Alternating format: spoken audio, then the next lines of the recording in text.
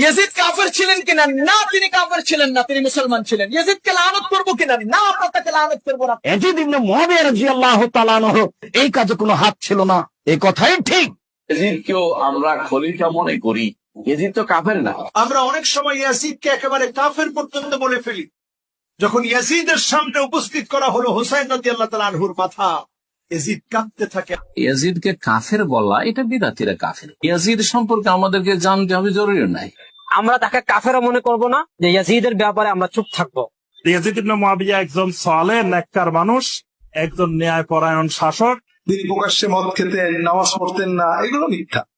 তিনি আমাদের দেশের রাজনৈতিক নেতাদের মতোই একজন শাসক ছিলেন। আলেমুল আমাদের ভালোবাসেন, শ্রদ্ধা করেন, ক্ষমতার প্রতিদ্বন্দ্বী হলে বিশ্বস্ত ইতিহাসগুলো বলে ইয়াজিদ এ বিষয়ে খুব দুঃখ প্রকাশ করেছে।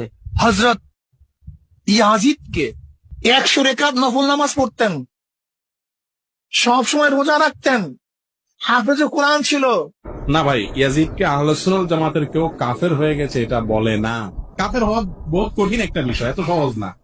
তবে হ্যাঁ, সে নবী সাল্লাল্লাহু আলাইহি সাল্লামের কলিজার টুকরাকে হত্যা করে আমাদের সে হত্যা করেছে, দুঃখিত, এটা তো আর চূড়ান্ত না, তার লোকজন হত্যা করেছে, সেজন্য তার লোকজন আমাদের কাছে ঘৃণিত, এতে কোনো সন্দেহ